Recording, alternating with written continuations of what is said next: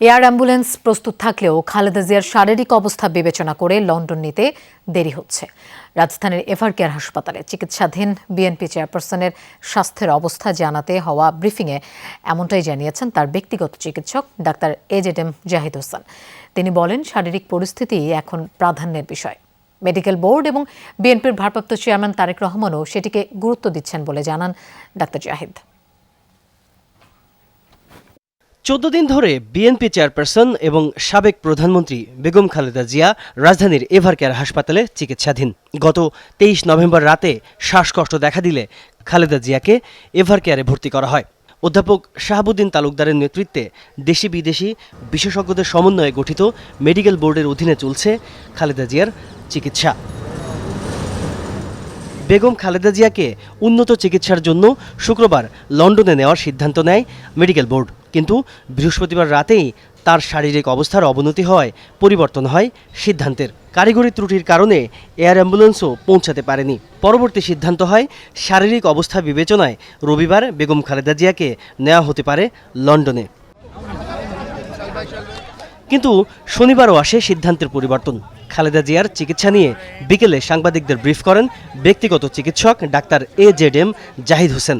বলেন, air ambulance প্রস্তুত আছে, কিন্তু খালেদা জিয়ার চিকিৎসা কেন্দ্রিক নিরাপত্তার বিষয়টি প্রাধান্য পাচ্ছে। চিকিৎসাগত দিক থেকে এটি অত্যন্ত প্রাধান্য পাচ্ছে সর্বত্রই, এবং আমাদের যে মেডিকেল বোর্ডের সম্মানিত সদস্যরা ইউকে এবং আমেরিকা থেকে এবং বাংলাদেশ থেকে যারা অংশগ্রহণ করছেন, ইভেন সুদূর চায়না থেকেও সবাই কিন্তু ওনার ফিজিক্যাল কন্ডিশনের উপর সবচেয়ে বেশি গুরুত্ব দিচ্ছে। বিএনপির ভারপ্রাপ্ত চেয়ারম্যান তারেক রহমানও চিকিৎসকদের পরামর্শ মেনে সিদ্ধান্ত নেওয়ার কথা বলেছেন, জানান ডাক্তার জাহিদ।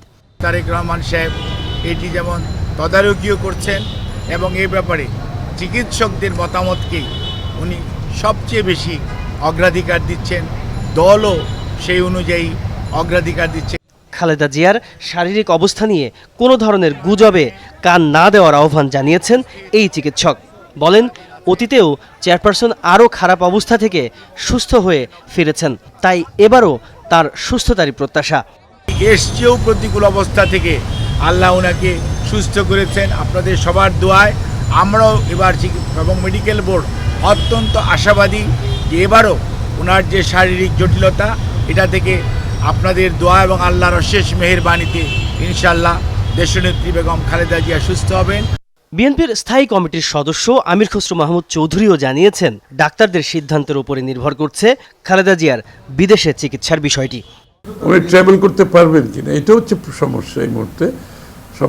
এটার অপেক্ষায় আমরা আছি যে এই মুহূর্তে এটা সিদ্ধান্ত হবে। এয়ার অ্যাম্বুলেন্স কোনো ইস্যু না, যেটা কাতারেরটা আসবে, জার্মানি আসবে, অন্য কিছু আসবে, সেটা কোনো বিষয় এই মুহূর্তে না। এদিকে পরিবারের পক্ষ থেকে খালেদা জিয়ার সার্বিক চিকিৎসার সমন্বয় করছেন পুত্রবধূ ডাক্তার জুবাইদা রহমান। শুক্রবার লন্ডন থেকে দেশে ফিরে সরাসরি যান এভার কেয়ার হাসপাতালে।